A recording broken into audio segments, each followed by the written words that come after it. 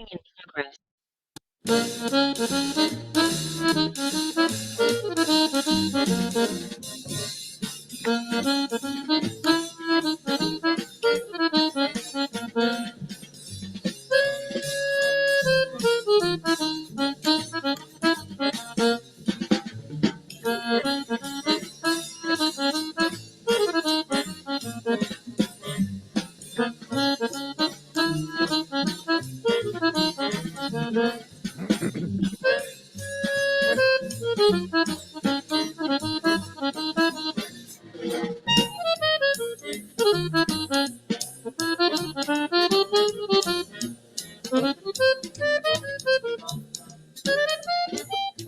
Well, hello, everybody, and welcome to another episode of the Snap Don't Tap podcast. I'm Tony Cecchine, along with, I've been getting hate mail because I guess when I introduce Joe, I don't really give him the recognition that he truly deserves, okay? Like the one and only and this and that and the living legend. It's just all cliches that have been overused by other people.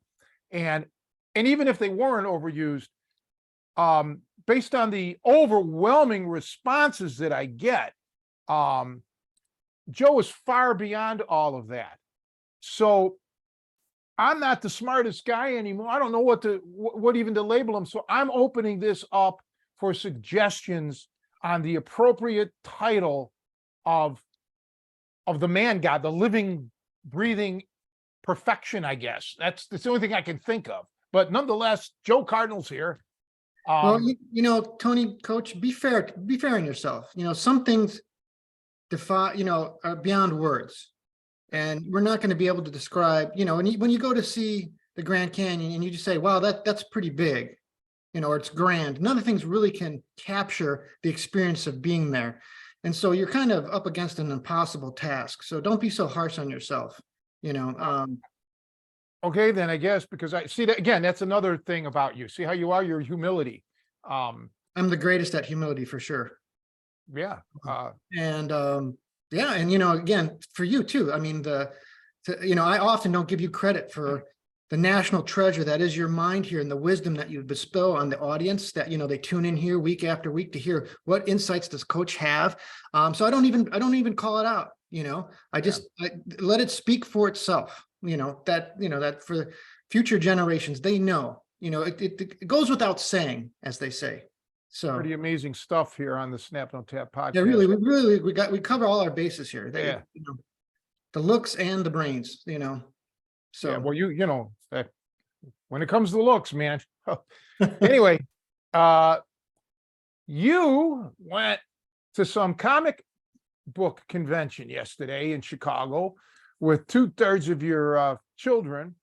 Why don't you talk? I know that a lot of people follow that and love that. Talk about it.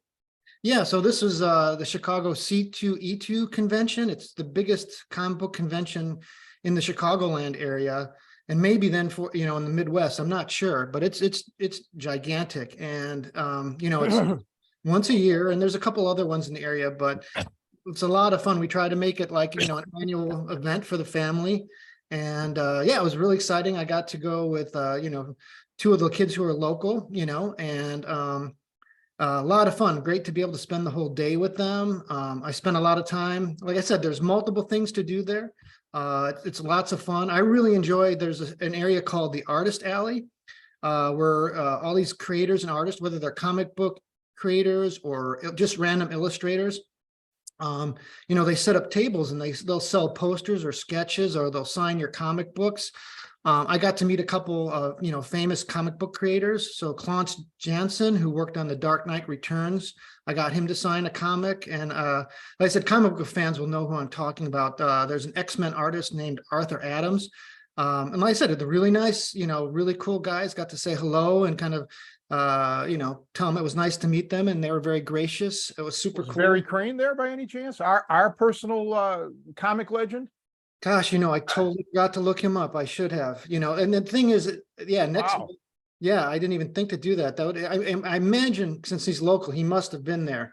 I don't know if he had a table or not, but it's definitely kind of like for like that industry, that's one of the big events.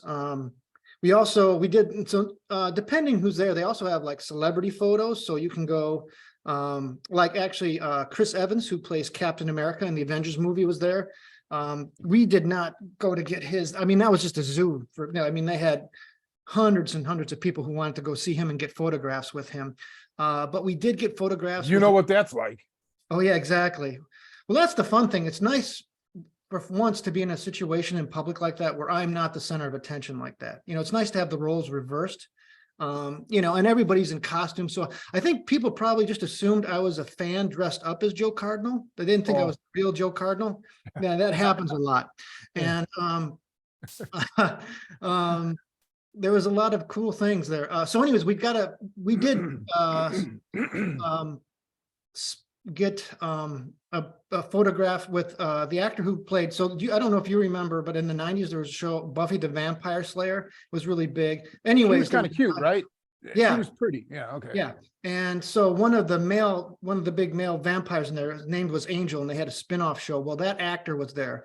And that was one of the shows that like I watched with the kids when they were growing up. So we got a photo with him. That was kind of fun. And he was cool, very friendly. So, you know, considering that he had to, you know, put up with, you know, probably 100 different people coming by to get photographs, it was kind of cool to see that, you know, he was still willing to say a couple nice things and get the smile going. So, because we were talking earlier, actually, before the podcast, how, you know, over the years, because of these different conventions and whatnot, you know, we've met different celebrities and had different reactions with them. But for the most part, most of them are pretty cool and generally, you know, friendly. So it's a positive experience. But it was a long day. Well, actually, so I'm on call for work this week. I was actually paged that morning at like 3 a.m. So I was up at 3 a.m. working on an issue. And then like we headed into the city and I was basically on my feet for several hours after that. So I kind of woke up dragging this morning. It was a long, long day, but a lot of fun. So yeah, definitely a great time. Well, you don't get any sympathy from me because 3 o'clock in the morning is a routine for me. Today it was 2:30 that I've been up. So, you know, we were talking before we started filming the podcast about celebrities and how I brought up the story that Paul Newman is attributed that he quit giving out autographs. He shut it down when he was in a restaurant or bar bathroom, whatever, and at the urinal, and a guy was pestering him for an autograph, and that was it. Paul Newman said that's enough, you know. He wouldn't sign autographs afterwards. I mean, I'm assuming he would do it for charitable reasons, you know, like at an auction or something. But you know, it can be overwhelming, and especially like you may read on the internet about, oh, I ran into such and such an actor, he was an asshole, or this or that. You know, everybody can be in a bad mood, right?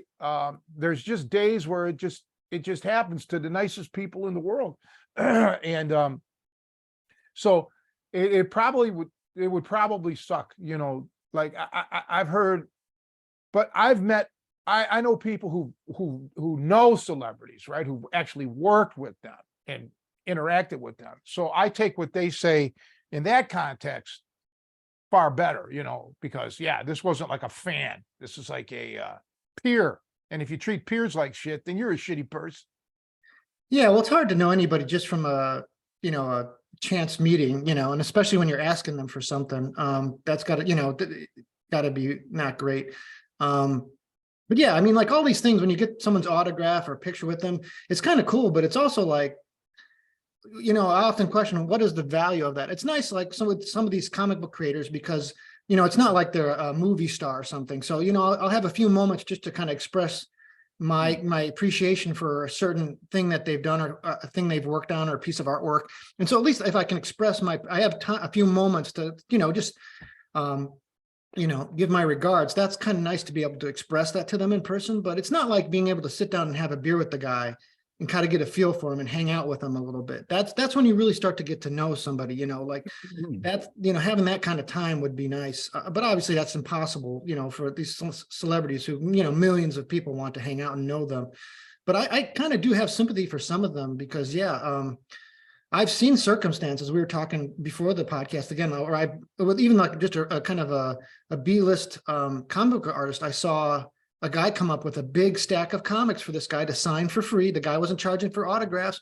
And so he just, you know, he wanted apparently he wanted the value of these comics to go up, so he didn't have the fan didn't have the self-awareness to say, hey, that's going to be kind of tiring on this guy's hand. He's got a bunch of other people in line. Why don't you just have him sign one thing? But no, he was definitely doing it. And I think they do this for sports memorabilia too. And that's why you kind of almost have to charge people so that there's some limiting factor, because some people will just ask you to sign a bazillion things then to bring up the rate. And also I remember hearing there's this comedian, Amy Schumer. She talked about, I know who she is. yeah, she met Louis C.K., another comedian, and she talked about being disappointed when she was not famous. She met him and he was very cold and standoffish to her. And she was disappointed. But then later, when she became famous and started to go through it, she got a new perspective on it. And she says, once you achieve a certain level, when people come up to you, you're not sure what their angle is. Like, do they want something from you? What are they trying to advance? Like, you start to become cynical over the years as to, is this person just, coming here to say hello and express appreciation, or are they trying to advance their career? Like, and it just starts to get in. And so you almost have to build a wall between yourself and these people initially, and you have to kind of be detached. So it was kind of interesting to hear her perspective from the outside and the inside, and to see that change in herself when she all of a sudden became the target of, like, these people weren't genuinely just coming up. They were often, she said, people were looking for something. And once you've had that a few times, I'm sure it can turn you off, just to I guess you never really trust when someone's coming up to you. Then what are they looking for? So, but that said, I've had really great interactions, especially with certain celebrities. Martin Landau, we were again talking before we started the podcast. He was here at one of the Hollywood theaters. They were doing a showing of his movie Ed Wood, which I can't endorse enough. It's a hilarious movie. And he did a great performance as an aging Bela Lugosi. And I think he either won the Academy Award or was nominated for it for a supporting actor for that role. But anyways, he was there, because they were showing the film. And I went there with Casey my oldest son, but he was still in high school at that point and in theater. And we had a copy of the DVD, and he signed the case of the DVD. He was really nice about that. And then Casey, fortunately, Casey kind of I don't remember if we planned it before he went up there, but he basically had a really good question. He's like, do you have any advice for, a beginning actor, a young actor? And he spent a few minutes just answering, like, yeah, you got to know your craft. You got to study, learn. And he was just very kind to Casey and seemed genuinely interested in it. And so, like I said, he didn't have to give Casey the time of day, but he did. So, I mean, granted, he wasn't the A-list celebrity that he was back when Mission Impossible days or whatever, but he was still, he didn't have to, and he was nice. So, it's you never know what you're going to get, I guess, when you run into them, what mood you're going to catch them in, or what the circumstances is. But it is nice when you see them, get down to earth and actually appreciate and enjoy interacting with the fans.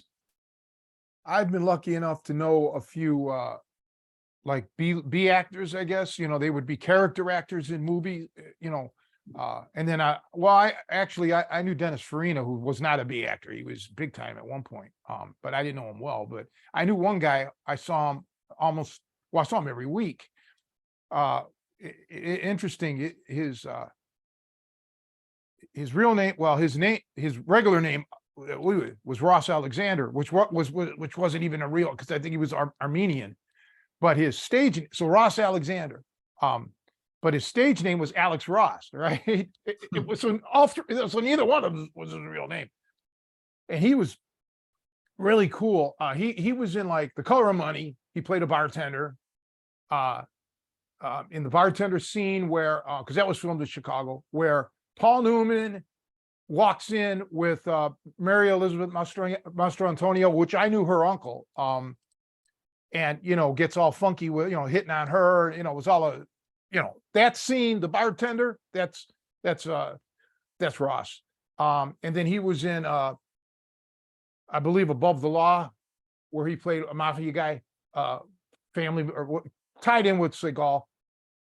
I'm having a hard time today with my throat, so I apologize here. He was just one of the nicest, absolute nicest guys. I mean, literally, we'd sit there, and I would record him for posterity, advice, just about movies and stuff, you know, and he used to tell me that I should try it. I should go down when they're filming in Chicago and just, I never did, try to get like be an extra or something. He said, you can make, a few $100s a day. And then there was this lady that owned a bar by Midway Airport called Wertelka's. That was the name of the bar. She passed away. Her name was Mrs. Wertelka. And she was in over 100 movies, right? And extras are different because you can't even talk. You can't do anything. It's like, that's why I didn't want to be an extra, because, you can't do anything. But yeah, Alex was one of the greatest, nicest guys you could ever meet. And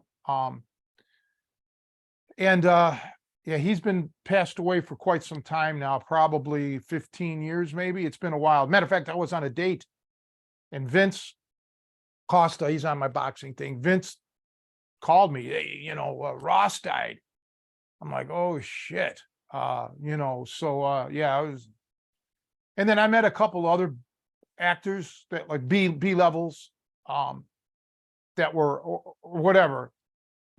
They were all nice, and it's funny because most of them didn't have anything nice to say about these huge stars. I'm not going to name names. All right. Because I don't want to get down that road, but, yeah, they didn't have a lot of nice things to say about superstars. Yeah, well, I gotta imagine once you're like, yeah, superstar, you've got to lived in this weird reality. Oh, so speaking of stars, there's another story. Ben, so my youngest, he worked at a theater here in Downers Grove, the Tivoli. It's an old theater, like, from the 20s. It's beautiful. Swedish. And but anyways, they were doing a showing of Jaws, and Richard Dreyfuss was there. So he was going to come. Oh, Yeah. And so Ben was working, as an usher or whatever, he worked behind the candy counter or whatever. And I think they had him. So they had him because because Richard Dreyfuss was there, they had assigned seating or whatever. So he had to actually usher people to their seats and things. But then right before, like a few minutes before, like, I don't know, 20 minutes before the movie was starting, they're kind of like, okay, which one of you guys is going into the shark suit? And so Ben jumped forward. He's like, I'm in the shark suit. And so they said, all right, come with us. And they took him down, and he got to, they put him in a shark suit. And actually, he told me some more of the details yesterday about it. But they were going to have him standing on the side of the screen and wait for Richard Dreyfuss to come up and then join him in the shark suit. And they're like, so just stay here. But he's like, you know what, screw this. And he basically went down to the green room where Richard Dreyfuss was, and he went to say hello to him. So he had the shark suit on. He didn't have the hat on yet, the helmet of the shark. He went down and said, hey, Mr. Because he didn't want to surprise him either. And he's like, oh, they're doing the shark suit thing. And, but he said he got to hang out with him. And, but one of my points being, it was cool. And, the other thing is, I guess this is a kind of a request to our listening audience, is we don't have a picture of that. So he was actually on stage with Richard Dreyfuss dressed as a shark. So if anybody who happened to be there that night had a picture of it, I mean, I was so upset. I'm like, what do you mean you didn't have someone take a picture? But it was all last minute. He didn't know he was going to do it, like it was all just like on the fly. And, but my point about celebrities, like, I guess, he was a big enough celebrity for a long enough time, like he had kind of a handler and things like that. But there was something like he needed a belt for his outfit. And so he kind of started asking around, like, what can you guys give me a belt? And it's like, well, we've got 15 minutes before the show. This is a movie theater. We don't, like, I guess we could give you one of our belts. But it was like, in normal circumstances, like a movie theater doesn't have just extra wardrobe laying around, and he just didn't seem to like it. And he didn't get upset. He's like, oh, never mind or whatever. But it was just a weird question of like, oh, can you guys get me a belt? It's like, no, this is a movie, like we can give you one of ours, but we don't have someone who can run out, our wardrobe section. So it was almost like they're not completely in touch with what reality is for, I think, if you spent most of your adult life where there's so much money and, so many staff supporting you, I don't know if they know what it's like for, it was just a weird question for him to ask in that context. But well, they have released on the internet like contracts of some of these stars and what they make demands of the hotel where they're staying, this and that. It's like ludicrous. I mean, when I filmed the Snap No Tap, they asked me, well before, like weeks before, what will I need? And I basically at that point said I was all busted up. I said, and I don't need anything. I mean, I'm going to stop. I'm going to bring pills. So, to take ibuprofen and Advil or Tylenol and Advil. I said, I'm going to be popping them between scenes. So just bring a bunch of water.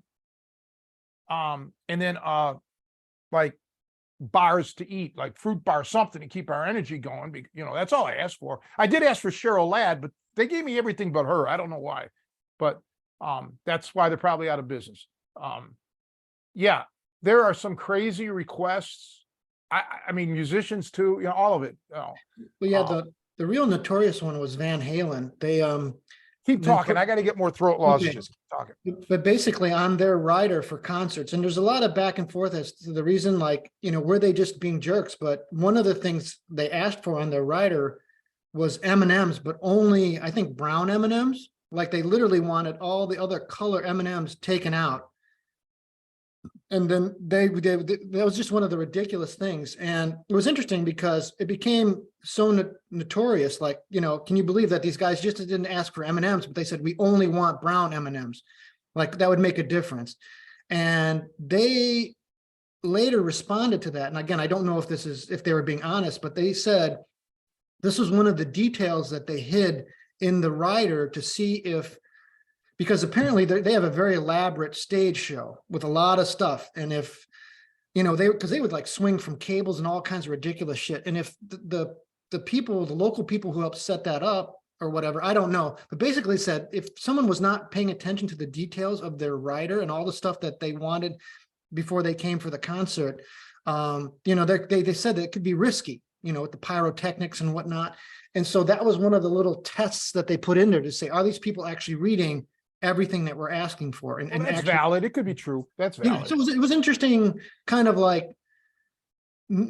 people's initial reaction to this ridiculous request, and then them saying that, and it actually seemed kind of interesting. So yeah, I mean, as far as like weird stuff. Yeah, because I did that with Paladin Press. When I put in the Cheryl Ladd thing, I put in 20-watt light bulbs and Mantovani records, just to see if they were paying attention. Yeah. Because it could be risky being with her, Yeah, and instead they ended up giving you Cheryl Teagues, the completely wrong Cheryl, and because clearly they gave me Chuck Teagues. Yeah, my luck.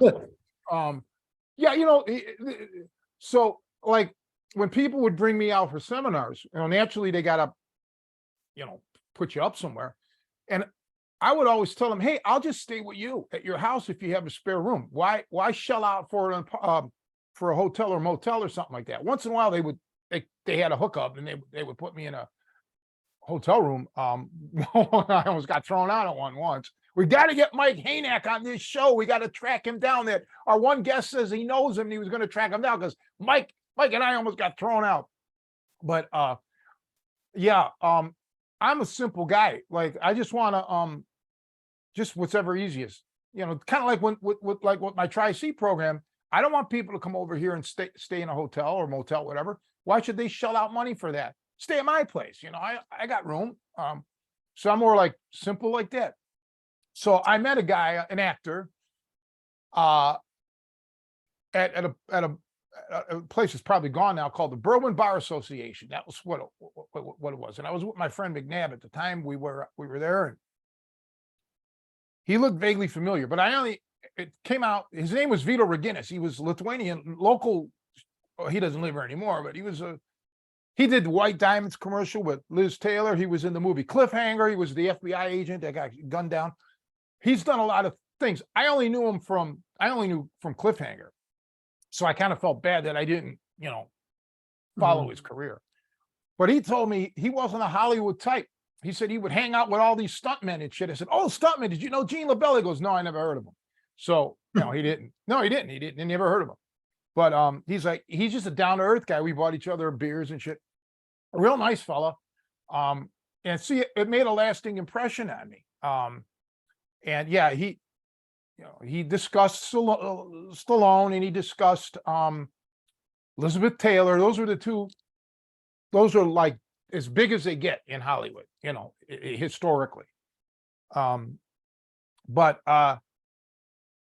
and he did confirm one thing about Liz Taylor when they filmed the White Diamonds commercial. Yes, for the people who have ever heard this rumor that are my age or older, there were armed guards on the set of that commercial because those were actually her jewels and they were worth millions. Okay. I mean, these were not costume jewelry in that commercial. They were legit. And there were guards there. You know, when she died, she was close to $1 billion or maybe more. You can look this up probably. She was like extraordinarily wealthy. And I never knew that. I never thought of her as being like super, super wealthy like that. But nonetheless, yeah, she used actual real diamonds. And that kind of gives you like, now remember, this is back in the 80s or whenever that commercial came out, long before there was 4K televisions and all of that. So it kind of gives you an insight into the personality. It's like nobody on planet Earth's going to know if this is costume jewelry. Okay. But she had to have the real thing. Now, that's high maintenance. I couldn't date her. I'm sorry. I wouldn't be, it's too high maintenance for me. Yeah, that's a shame. Otherwise, I think it would have worked out between you two, but Oh, I mean, why wouldn't it? yeah. But yeah, obviously they're in a whole different plane of existence, and yeah, you got to wonder what the trade-off is, if it would be worth it, or what things you'd miss out on, because there's advantages to being able to just to go out and enjoy your life and not have to worry about, being mobbed like that. I remember. Well, you're right.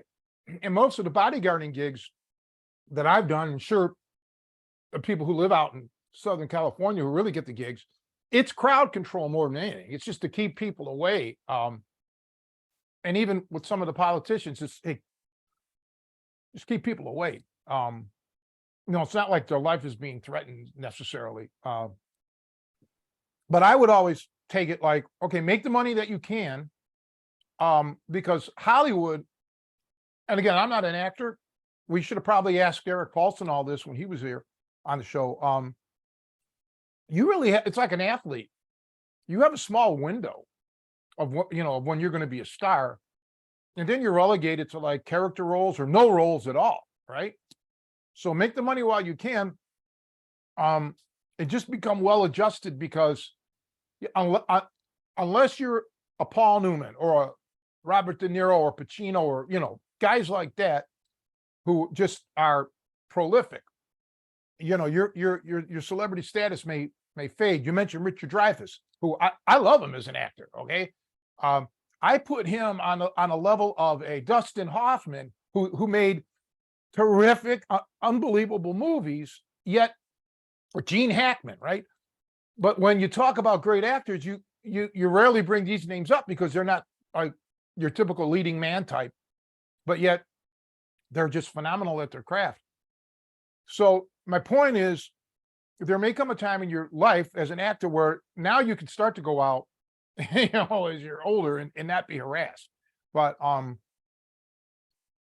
you know what it's like. I'll never know what that's like. So I don't give, I don't have to deal with that. But yeah, it's got to be not as easy as we think. Or now with the paparazzi, because these guys can make a lot of money getting pictures. I know a little bit about that. Let me tell you something about that. So many years ago, well, all right, I want to get Pete Contino on the show. I sent you the info. I'm trying to, I know you haven't tried to contact him. Try to contact him, and try to contact Bernie Langdon too. We got to get him on. But anyway, Dick Contino, Pete's father, did movies, but he was like a huge star, playing the accordion and everything, just gigantic. He was bigger than Frank Sinatra in the late 40s and beginning of 50s, right before some situation happened with the Korean War thing. I'm not going to get into that. But anyway, so I remember when I was a young guy, I was like 20, 21, something. And the first time I met Dick Contino, I think it was 21. And, he told me about the old, we hung out. I mean, this wasn't like a 5-minute thing. I was in the car with him. We had breakfast, lunch, dinner. He said how the old Hollywood system worked, the old studio, like you never left the house ever, especially as a woman actress, unless you were dressed to the nines. You just had it look your best everywhere. If you were walking to go get your mail, you had to be dressed up and look good, or don't leave the house. Get somebody else to do it for you. And he was the one who told me about always have a suntan, you know, and he's the one who got me started on tanning and shit, and then dress appropriately. You know, because it's all about image. So fast forward to today, where you have these actors and, you know, male, female, that go out, you know, you get your picture taken and they look like bums. I mean, honestly, some of them do. They don't look glamorous, and they're just being themselves. I get it, you know, but I've never been that type of person, man. I always want to look presentable wherever I go. Okay. And if I just feel like shit, I'm not going to leave the house. Maybe it's because of what Dick Contino told me, but I don't know, because I've known people that had nothing to do with Hollywood, that were like me. Okay. And I don't mean that I have to wear a suit and tie, but I have to be presentable. And on that note, Kevin King, who, you know, God, him dying really just, but his grandfather, who I obviously never met, would get dressed up every day to go to work. He would put a suit and tie on to take the bus downtown Chicago and then change at work. He was a operating engineer, a janitor, right? But he would wear a suit and tie on the bus ride and then to work and then on the bus ride back home every day. Which I wish I could have met the man, because that's the way to live. All right. Always look your best. When you look good to yourself, you feel good about you know, and you present something. So the words of Dick Contino always stuck with me, especially when you're in the business of marketing yourself, right? Like with me, I mean, I don't necessarily, I shouldn't put myself in that. I'm not putting myself in that realm with the actors and shit, but this is a lifestyle for me, exercise and being in shape. You know, so many martial artists we know, and through the years, I'm not talking famous ones, just your average, you know, your black belt down on the street corner. They get fat, they get out of shape and shit. That's a joke about amongst martial artists. It's because it's the truth. This is a lifestyle for me. I always want to look good, feel good, you know, as best I can, be presentable. So I understand that it could be tough dodging the paparazzi and, you know, they're always looking for a story.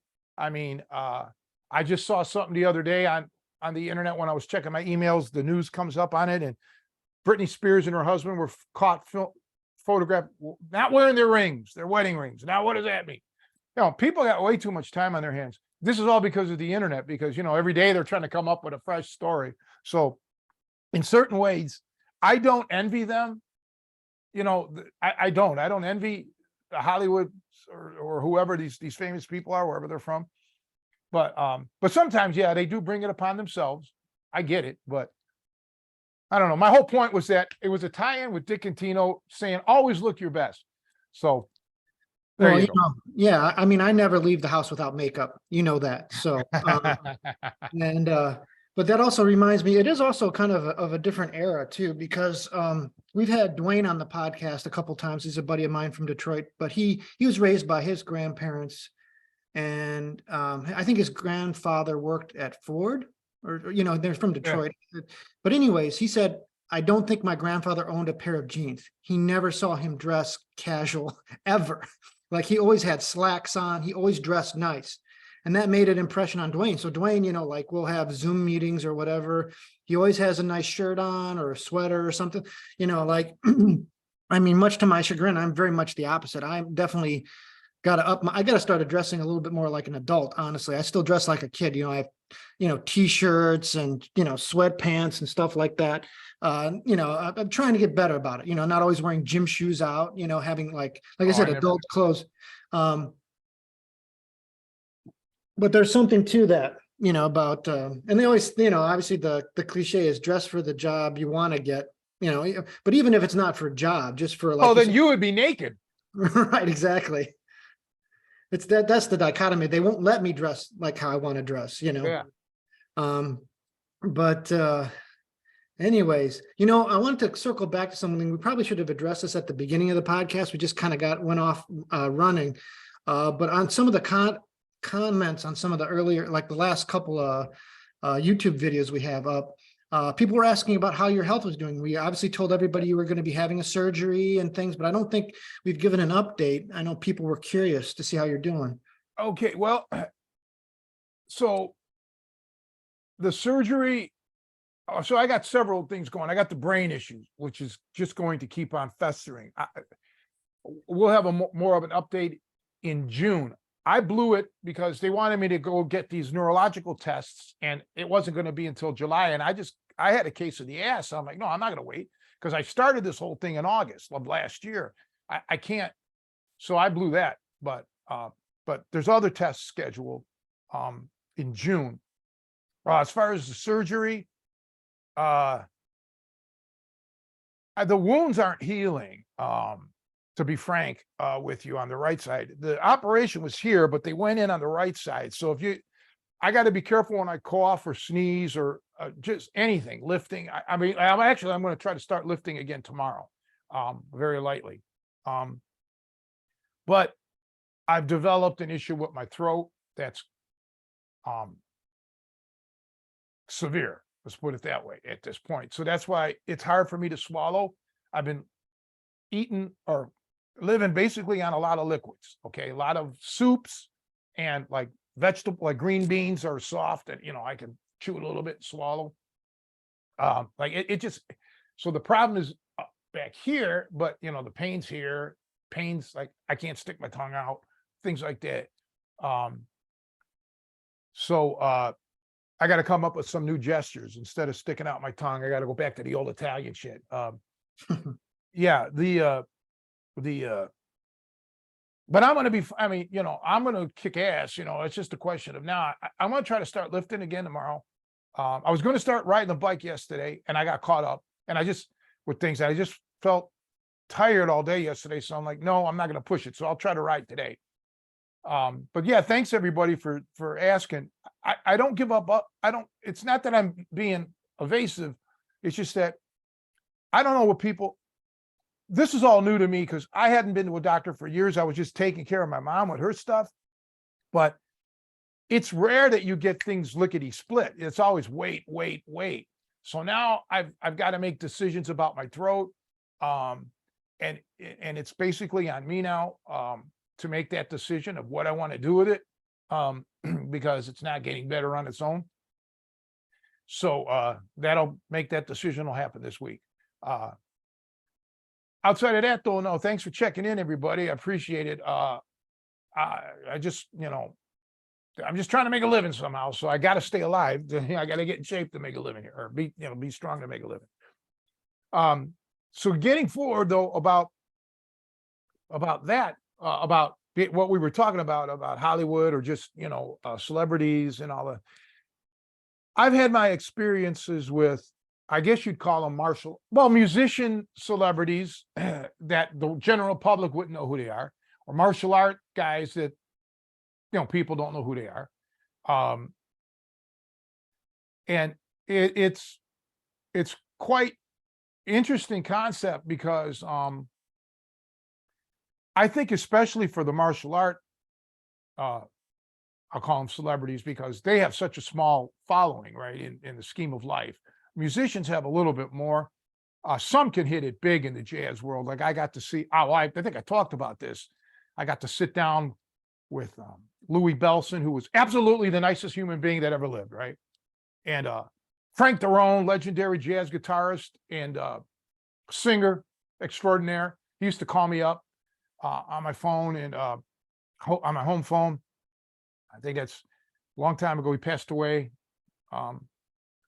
And these guys are just like, people like that are, gems. And Louis Bellson was like a superstar in the drumming community. He was second famous to Buddy Rich. There was three hugely in the non-rock and roll thing. There was Buddy Rich first and foremost. He's probably the most famous drummer that ever lived. Then you had Louis Bellson. This isn't, Buddy was probably the most famous drummer, period. But then you had in the jazz, number 2 was Louis Bellson. Number 3 was Ed Shaughnessy, who played for the Tonight Show because he was on every night. And then you had your delving into the jazz guys. You had Elvin Jones, Philly Joe Jones, Max Roach, Billy Cobham, Tony Williams, on and on. Those guys, the general public may not have known. Okay, Joe Morello. But everybody, you should have known who Bellson was, and for sure everybody knew Buddy Rich. So, the way Louis carried himself was just fantastic. Frank Derone was a musician's musician, right? If you weren't a musician, you probably wouldn't have known who Frank Derone was, right? He wasn't like, talent wise, he was as good as Tony Bennett and Frank Sinatra, but he just wasn't, it's all a part of the clique thing. So I really found out that these guys would be willing to take their time, like you said, with Martin Landau, and talk to you about stuff. Especially Frank Derone would give me jazz theory lessons, right? I mean, not officially, but when we would talk, I'd always ask him about chord ideas. You did something on Cherokee. I like that chord substitution. What did you do? And that's how I always wanted to be with people. Hey, if you have a question, ask me. I'll try to answer it the best I can. Don't worry about it. But I think we're in a different state in life. We're in like where people bash. You just cop an attitude. At least I do. It's where it's just like not good. Whereas guys like Frank Derone, Louis Bellson, they weren't bashed. I mean, this was kind of like their stardom was before internet, so they didn't have to live through all of that. And the music world is totally different than the martial arts world. Believe me, there's just no comparison. All right, the level of, I'd have to say, respect amongst musicians is. I mean, you got assholes, but. Don't get me wrong, but man, no, musicians just love to play, man, and they challenge each other to inspire each other, right? So if I'm jamming with you and you do something creative, now that's going to make me try to get more creative. So I miss all that. I guess the camaraderie to a point, there are some backstabbers, don't get me wrong, there always are, but martial arts is a little different in that realm. It's tough, man. It's dog eat dog. It's a lot of bullshitters, a lot of charlatans, kind of like in it. So, whereas musicians, you get exposed. So it is interesting though, like, and because when you talk about musicians, I read a lot about some of the famous rock guitarists, and it is interesting to hear which ones don't like other ones and which ones, some of them, when you hear them talk about, the other greats, they're just generous. They talk about how great all these other people, they don't see them as competitors. But other ones you read and you get the impression they're not willing to, and it could be that they honestly don't feel that way, but you get the impression is that, and actually it's interesting to, reading about one guitarist, generally there's in the rock world, at least, I don't know much about the jazz world, but there's just some of the obvious, these are the big names in guitar and whatnot. And some of them, like I said, yeah, they just, lavish praise and talk about how, who influenced them. And other ones are just really tight-lipped about it and want to kind of act like, they did it all on their own, or, they're not as forthcoming. And I always try to read between the lines, is like, is that genuine, or is there some insecurity there, why, or do they, somehow acknowledging these other people somehow will lessen them. It's just interesting to kind of, again, it could be just me, totally misreading the way these people, but it is interesting from one personality to the other, see how they talk about each other and what their impressions are. And the same thing with bands, there are just certain bands that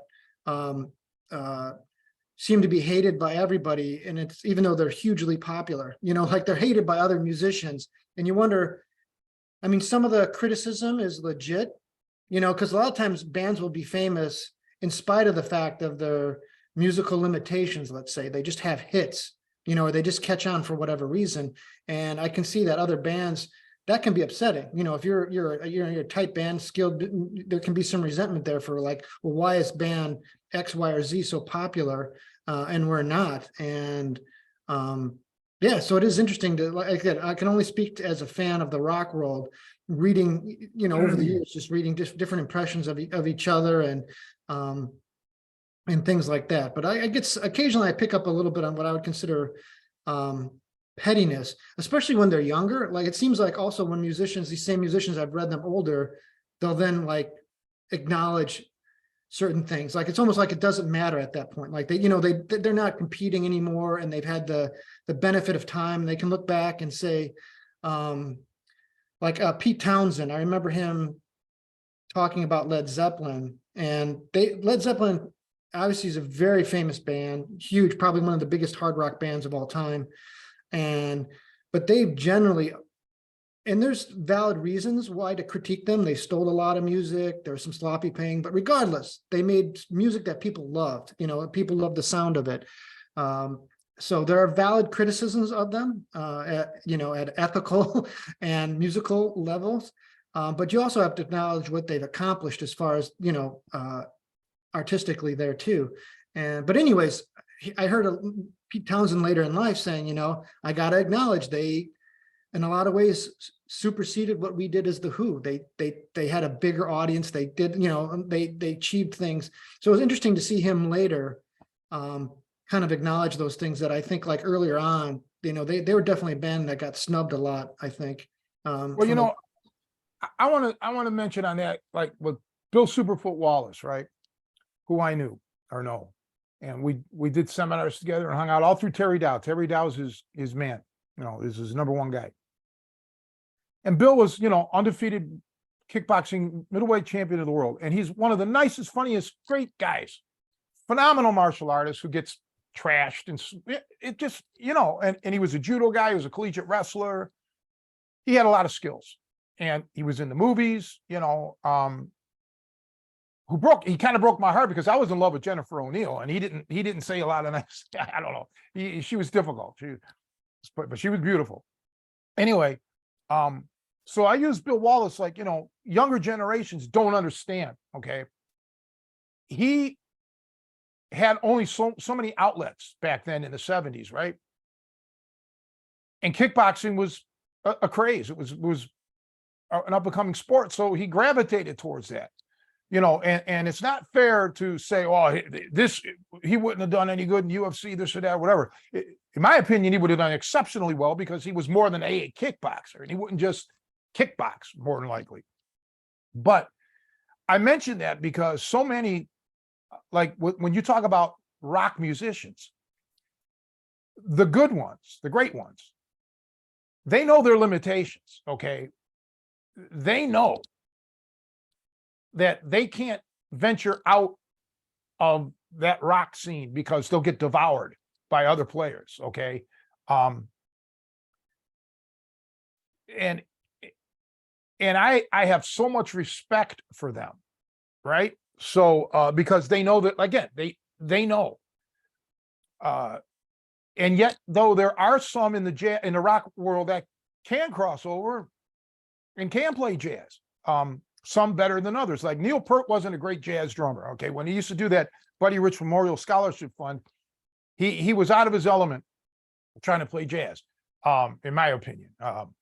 But there's just some, well, I'm not the biggest Eric Clapton fan. I'll say that straight out. But I mean, he can play blues. He's not a jazz player, but he'll play blues and quite well in addition to his rock.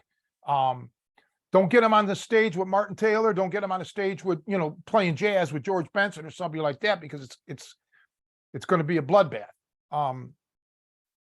So you have two types of people then, I guess, in that you got your traditionalists and you got those that are more multifaceted, almost like a studio musician. And that happens in martial arts. You have guys, let's say nowadays, are just strict grapplers, right? Oh, they may toy around with strikes, but they're never going to really be considered strikers. They're not going to be good at it. And you got musicians who are, just, I'm a rock and roll guy, or I'm a country player. And by the way, there's some excellent country and Western musicians that can play jazz, they can play rock and roll. And I'm not talking about just drums or guitar, but keyboards and you name it. They go under the radar a lot. Look up Hank Garland for one. That's going way back in time, and he's one of them. And Glenn Campbell, to me, was one of the greatest guitarists that ever lived. Studio sausage, he could play it all. So I guess being multifaceted can help you. It depends on where your career is going. So to the defense of these rock stars, if they make it big, especially when they're relatively young, early 20s, that could stymie their development as a musician. Now, hear me out. What I mean by that is, okay, let's use Kiss, right? Okay, now we got to play a certain style of music here. Now, I do know that, Kiss try to do some disco-ish shit, whatever, when disco was popular. It's probably their producers made them do it. But no, they were locked into that style. Okay. So therefore, there's no reason for them to try to branch off into anything else, because it's all about business.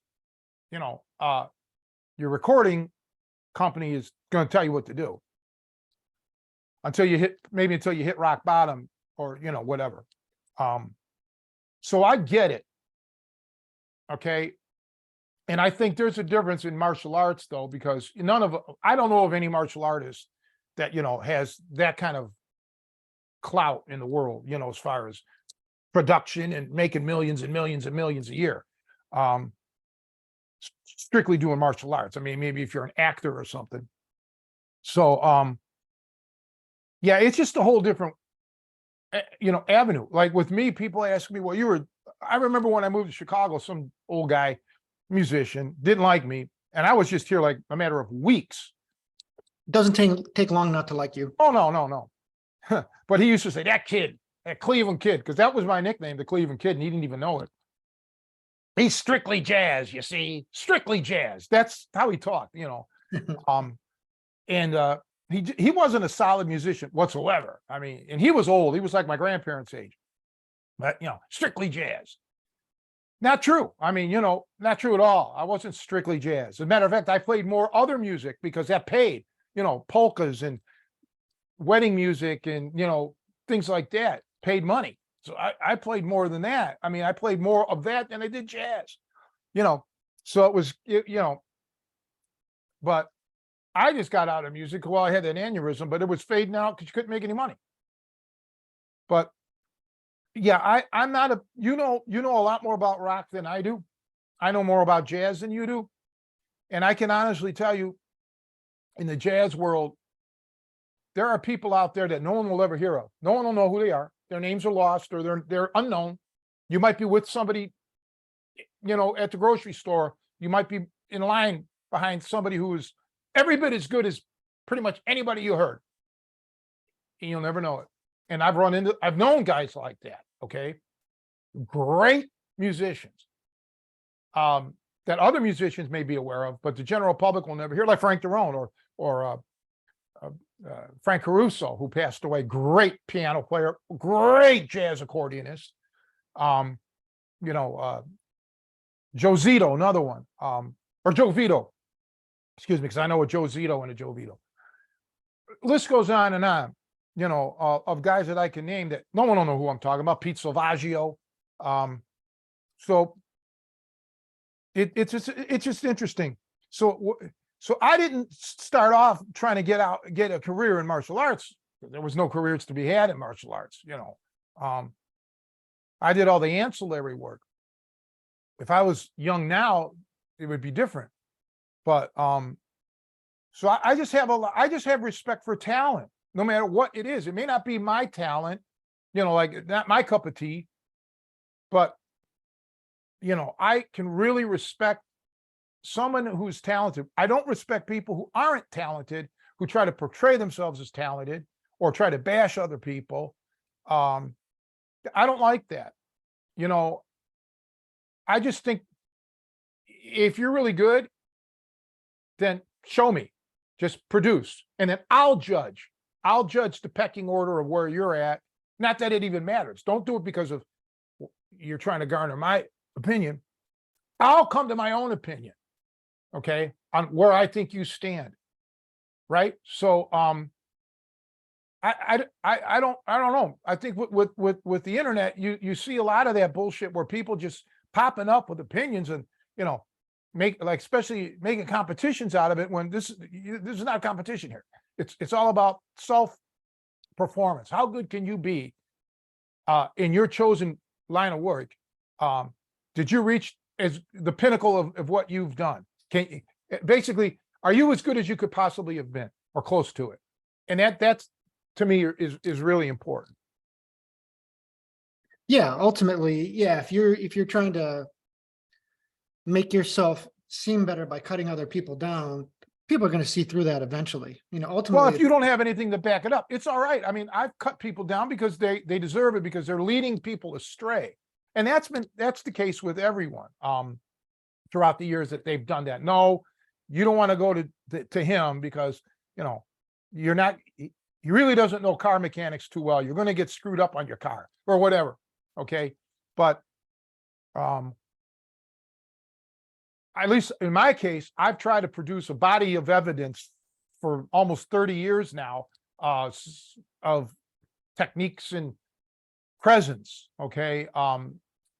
So no matter what happens to me going forward, I think I kind of I did the best I can for almost 30 years, so, but there are some people out there that, it's like rock and roll. You get a cult following, like you had the Eddie Van Halen fans that just thought he was, the Joe Cardinal of music, right? He was just like the god. And then later on, people are like, yeah, not really, So Keith Moon had his Moonies, right? That follow, oh, he's world's greatest drummer. No, not even close.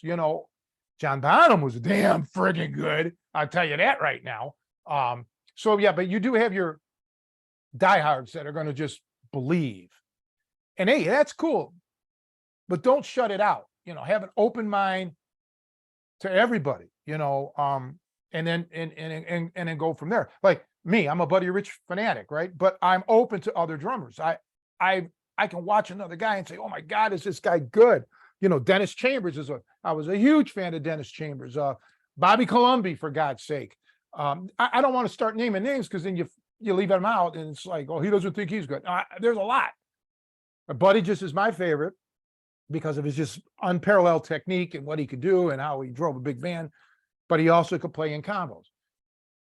And that's how I look at martial arts, or I'll call it martial arts, but fighting, a lot of times you won't hear me compliment this guy or that guy, because it's not that, all right, like take a grappler and that's all he knows is grappling. I'm not going to bash the guy because he doesn't strike. I'll say, well, he doesn't strike.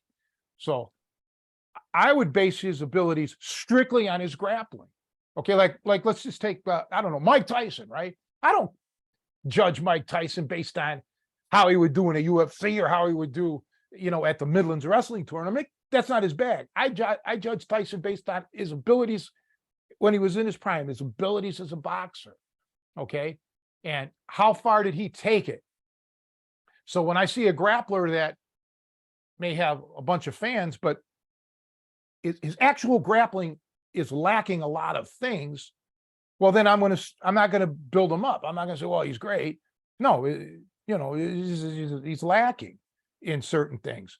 And that's how I personally judge someone, just like Bill Wallace.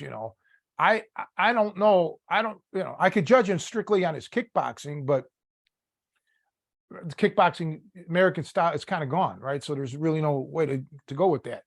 But I can judge him because I know him personally and I've seen what he does in other avenues. So I got the guy's great. Oh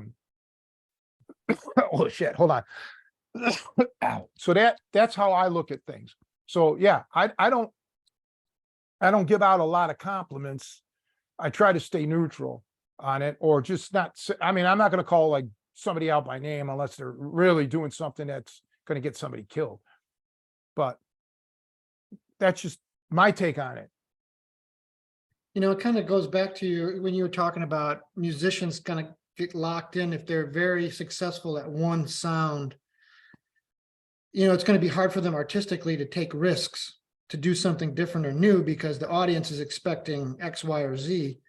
It's got to be similar. Like you mentioned, Mike Tyson. Now, granted, he was older, but someone who's, historically one of the greatest boxers of all time. No one can doubt his achievements there. But for him to transition to something that he's not done before, like MMA or something like that, it's got to be very difficult because okay, I'm maybe not going to be the most dominant at this. Or there's other grapplers, like you said, there's people who dominate the world of submission grappling right now, and they will never transition to MMA, or they just seem to drag their feet on it. And I wonder if some of that is like, I'm taking a risk here. Right now I'm on the top, everybody thinks I'm the greatest, but if I do this thing that I'm not as familiar with, I could have some losses. I could have some failures, like I'm starting, and it's got to be tough to make that transition when you're at the pinnacle, when you're very successful at one thing.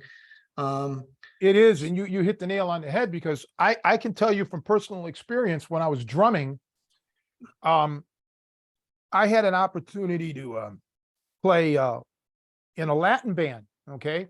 And I was weak in Latin music. I mean, I would do the simple cha-chas, Never on a Sunday, or Spanish Eyes and shit.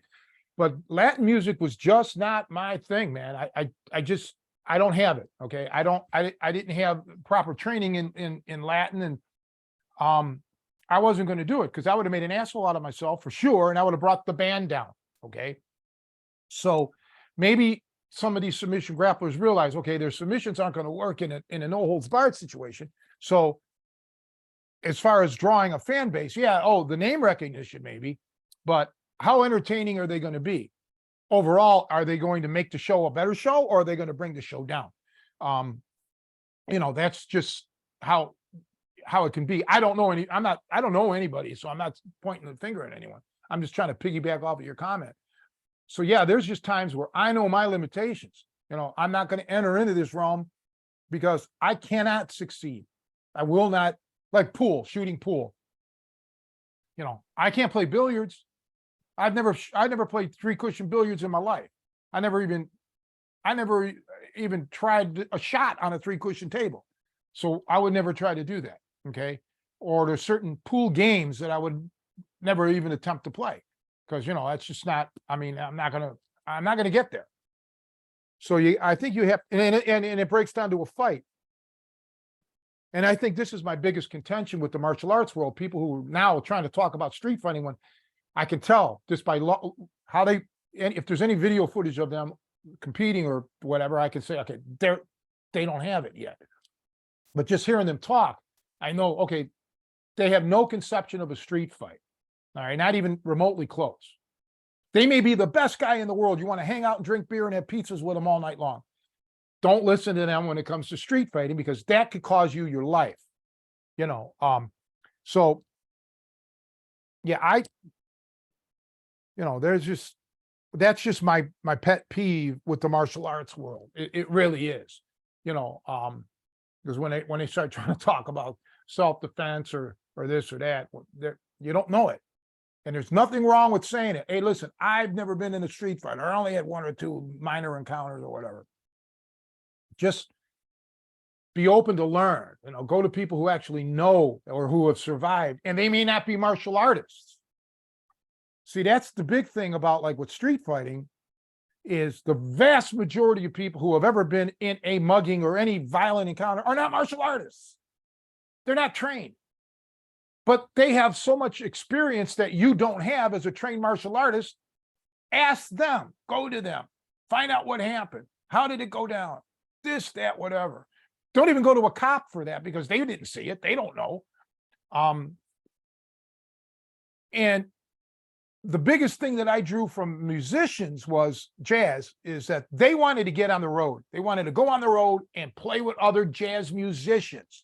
You play jazz music 5 nights a week back when you could, for a year on the road or whatever, you are going to learn. You are going to come out of this far better. Yes, you go in there proud of your abilities, but you go in there knowing you're going to become much better. Every frigging jazz musician I know that didn't go on the road, including Jerry Sigler, knows that they could have been better. Told me so.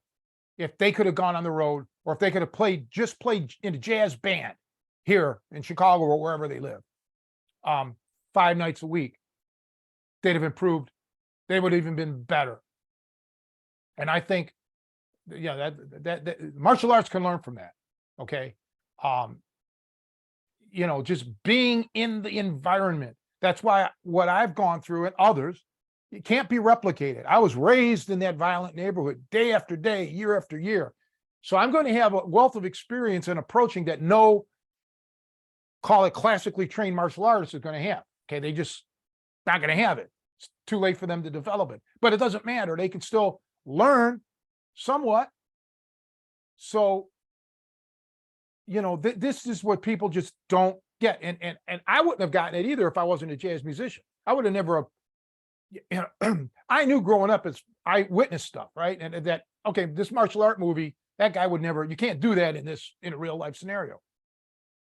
So, but if I wasn't raised in that neighborhood, I wouldn't probably know any better. So just like with music, if I wasn't into jazz or knew jazz musicians, I would have thought, hey, I can play that song exactly like he did on the record. So I'm a great jazz musician. No, there's more to it.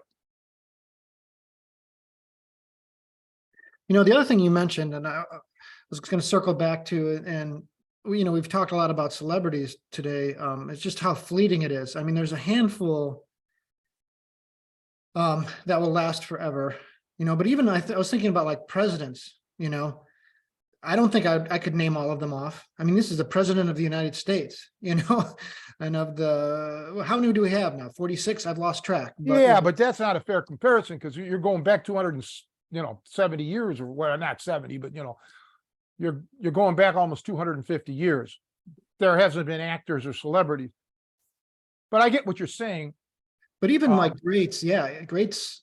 Well, I was thinking about, like you said, there are world-class musicians that no one will ever know, or they're known to their little community, but beyond that, they're just the average person on the street is not going to know them, even though their talent may, the work, the skill, and their ability, is world class. And I guess that was my point, is that, and that's not a bad thing. I mean, if that's what you love and that's what you want to do, you have that satisfaction of having achieved that.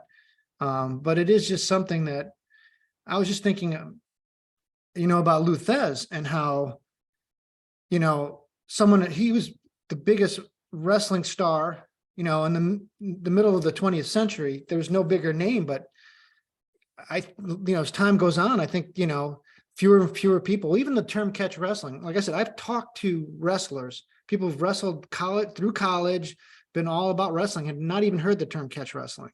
I mean, that's maybe less, but this is recently, like within the last several years, because I'll just, people ask me what I do or what I'm interested in, and they're wrestlers, and I'll talk about that, and they'll, they just don't know their history. They don't, that stuff isn't passed on. And it's, I guess it's, to me, it's just a reminder that everything is temporary. You could be world class at that. And it's sad in a lot of ways, because we lose some of our, we're losing some of our heritage through that, whether it's the knowledge of the techniques or the knowledge of the people and the history. So that's the development. That's the thing too, and that's what I've tried to keep going, develop, not live in the past. Okay. Keep improving not even new techniques per se, but just new approaches and stuff. Building off, catch wrestling is a funky thing because it slit its own throat in a lot of ways. And especially now you got guys that are just burying it, it's just like, okay, but because it was all fake, it didn't get taken seriously, and rightfully so, because it was all performance, and therefore development ceased. Okay, because you can't develop anything when it's just performance art. It's not real. It's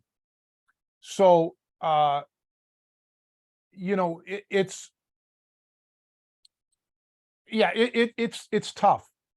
It really is. And now professional wrestling, you mentioned Lou Thez. Well, not comparing skill, obviously, but a guy like Hulk Hogan's going to be probably eternal. He was nowhere near as skillful as Lou Thez, but wrestling itself became far more popular in the 80s and currently than anything approaching Lou Thesz's time. So in that regard, wrestling became, if not pro wrestling, that is, far more popular now than ever. But you're right, Lou Thesz's name is not brought up in reverence. Danny Hodge or, Vern Gagne guys, that were, huge, and others. I mean, there's just a lot of names of champions, actual champions, in professional wrestling. Their names are gone because it was performance. Okay. These were all performers at that point, not competitive. In the pro wrestling world, I'm talking about. Of course, Danny Hodge and all those guys, they competed in the amateur world. So it's hard, Joe. I don't care about it. Okay. I don't want to live in the past. All right. My whole thing is what somebody did in 1890 is not going to help me. All right. Right now, 1890 isn't 2090. So I'm going to keep on developing. I still come up with ideas.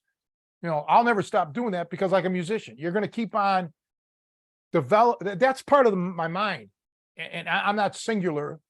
Other musicians are like that. They keep on developing ideas and thoughts. Songwriters are classics. Okay. They'll always come up with new songs. Some may not be as good as their hits, but that's how I approach things. I'm always going to become innovative. I had somebody write me the other day about, oh, we've been training off of your videos. Well, that's fine. But what I teach, and this, and Martin knows this, and guys that have, what I teach live, this isn't even covered on my videos.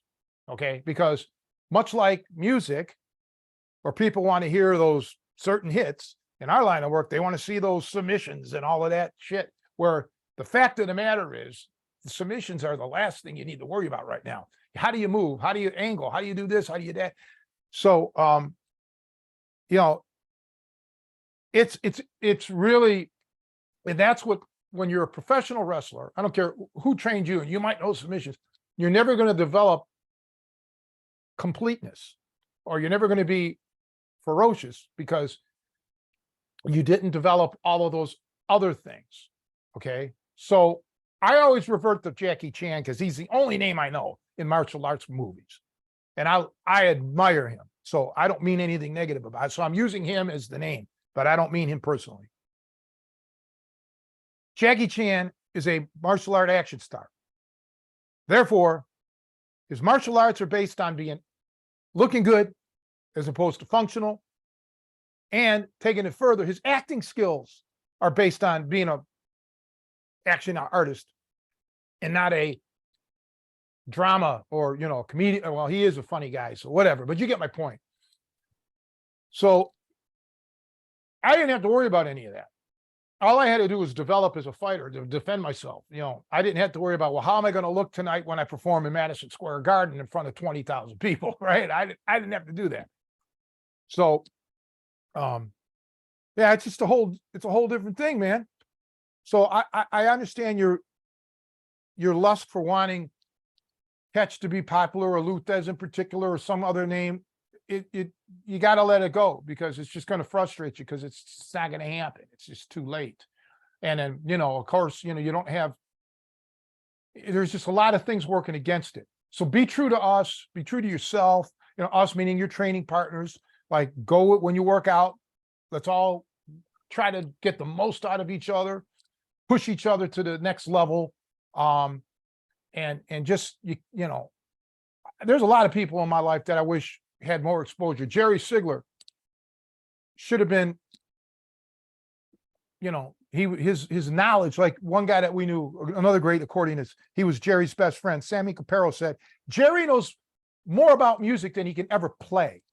I mean, he just theoretically, he knows so much, and I mean, there's just guys like that, man, that, didn't get the credit because accordion is mocked. Now it's starting to gain some popularity again, but it was mocked and made fun of and ridiculed. Why? Because you had shitty accordion players. I played with almost every one of them. Shit, they didn't know anything. And, so there's parallels to like martial arts where you got these shitty martial artists that you got to contend with, some, not, of course, not everybody. There's some major guys, but yeah, so you have that, Joe. Yeah, it just sucks, but it's the way it is.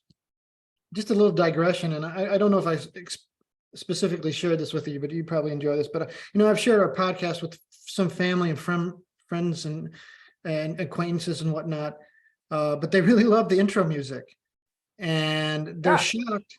They're shocked that like they're not necessarily. I mean, they probably casual jazz fans. I wouldn't consider them like hardcore jazz nuts, but I'm like, yeah, that's jazz accordion, this, that, and the other. And it's interesting because here's a whole, yeah, like you said, most people discount the accordion, a lot in popular, but almost everybody who's heard that says that's cool. What is that? When they heard someone of that skill level playing, they dug it. And this is a young person who just recently, a kid who's 29. I turned on to the podcast. He was like, yeah, that's cool, that jazz music, like, so it is, it's unfortunate. Yeah, and Jerry wrote that song, and that's called Leon the Libra, which was written for Leon Sash, who was Jerry's jazz accordion teacher. Okay. And Leon was blind. Leon lived when Jerry was studying with him, he lived in Skokie, and Jerry was in Cleveland as a kid, young, like teenager, and would take the Greyhound bus once a month back and forth to Chicago, to Cleveland to Chicago. And then eventually in early 60s, 61, 62, something like that, Jerry moved to Chicago permanently.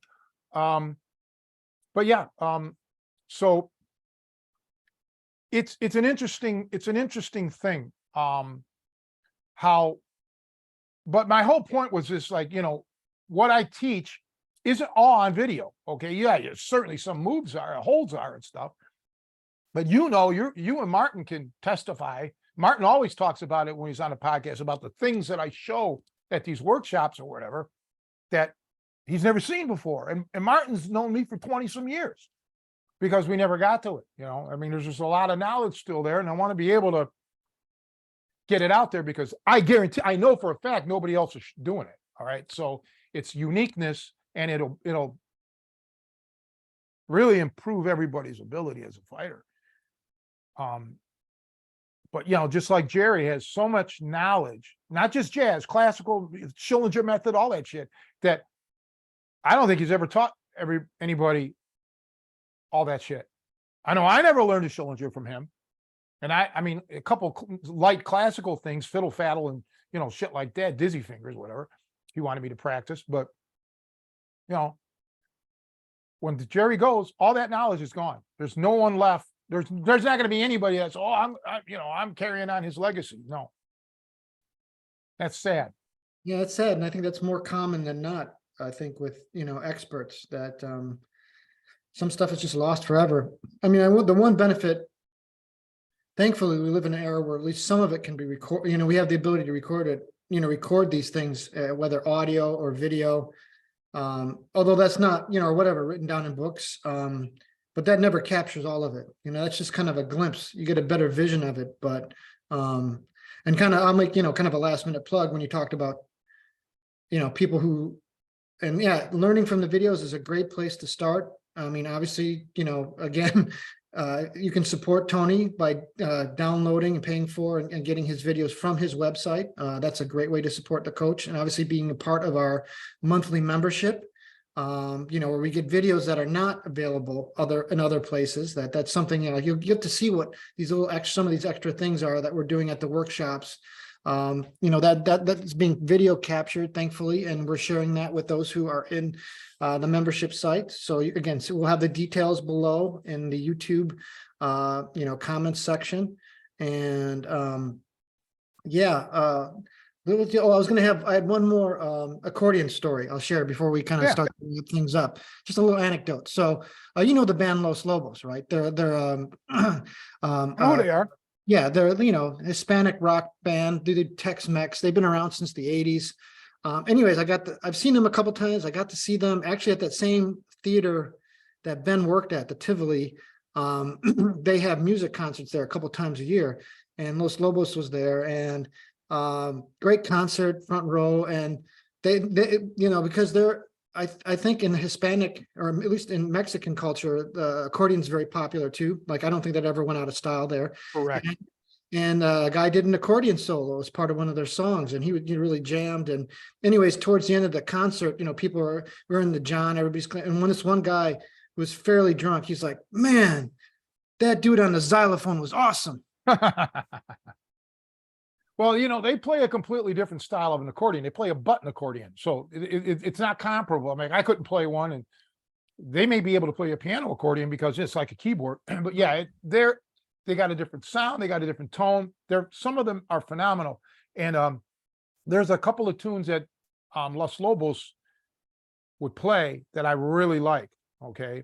And I would play them at certain bars out here that would just tick people off because they don't want to hear it, but I would play it. And it would always be like there would be a Mexican guy over there that would toast me, they're like, gracias, senor. I love the music, I love, and there's, see, that's the thing. Again, I'm labeled as a jazzer when I listen to, well, I think maybe you don't know, but like when I'm working out, I have the 70s music channel on. I don't have jazz music on. I listen to the 70s, or sometimes I'll listen to the 80s music. I love it. I mean, frankly, again, it isn't challenging to play. It's very simple music to play, but not everything has to be a challenge. Sometimes jazz is just too friggin' much. I don't want to have to think. I just want to sit back and enjoy it, and some jazz guys go way off. Okay. They go so far into it, and jazz has subcultures, right? Or subgenres, modal, tonal, some of that shit I just don't dig. I'm not going to listen to it. I don't like it. Okay. I like my bebop, swing, more that kind of shit. So yeah, but that's funny, the xylophone, because people don't, I get it. Oh, I didn't know you could play jazz on the accordion. Yeah. And classical, I'm sure we had Corey Pesatoro on here. I'm sure he ran through that, he experiences that. Just like I've heard guys play jazz banjo, believe it or not. What else? Of course, jazz on a harmonica, classical on a harmonica, jazz steel guitar, the late great Buddy Evans, he played good jazz on steel guitar. That's country. And not just country swing. He played bebop and shit. So yeah, it's cool that we had this kind. I like talking like this. But anyway, yeah, I guess we better wrap it up. This is one of our rare filming occasions where we film early. We're filming early on this Sunday, which is good with me. But no, thanks everybody again. And oh yeah, somebody asked about my mom, and she's still the same. She put on weight, but she's not coherent, and is just completely dependent on going to the bath. She can't do any of that. And it's sad. Our Alzheimer's is horrible, and it's horrible to watch, because it's taken. When we get older, I feel like, with me personally, I live in the past. Okay, I have memories that when I'm down and depressed, I try to think of the good times, the memories, and so far with my memory loss, I still have that I'm aware of. I don't have the current memories too much, but Alzheimer's people, their memories are gone. Okay, they don't remember, and to me, that's just probably the most vicious, cruel thing that you could do to anyone, is to take their memories from them. Okay, and maybe all that they accomplished. And it's heartbreaking, and I try not to dwell on it anymore, because it literally is heartbreaking, and it ruins me for a while. It's hard to get over it, thinking about my mom not remembering. She had an interesting life. She had a painful life. I'm glad she doesn't probably remember any of that, but she, doesn't even know that she was loved. Okay. And heartbreaking, heart-wrenching, and it just tears me up. And I really sympathize with other people who are going through it with their, in their family. Not, the only advice I can give to people who are dealing with a loved one that has memory loss, dementia, or, Alzheimer's or whatever, is take care of yourself. Give yourself breaks, get help for yourself, somebody to watch him or her, and, because it will, it's a vortex that will suck you down. Okay. they can never rise to your level intellectually anymore. They're not capable of it. You will gradually go down. It's a fact. Don't take my word for it. It's a fact. So, and if there's anybody out there that is going through it and needs to vent with someone, email me. I'll be glad to let you vent on me, okay? Or ask me advice on how to deal with Alzheimer's, or anything related to it. So just, boy, it's tough, Joe. I'm glad that you have children that love you, and that'll be there for you, because I mean, I hope you don't need them in that regard, but you got to have people to fall back on. No, absolutely. I'm very blessed to have that family. No doubt. It's the greatest blessing I have. Well, and you're a good father, man. I'll tell you, really. So, Thank you. it goes both ways. It cuts both ways. They're lucky to have you. Okay. So that's the way I look at it. But anyway, we're lucky to have you. All of us. Really, you really are. True. All of us? Absolutely, yes. Okay. Yeah. Be blessed. Good. Just with my presence. So Wow. for yet another week here on the Stat No Tap podcast. So you just have to wait till next week now for the next thrilling conversation with Joe and Tony.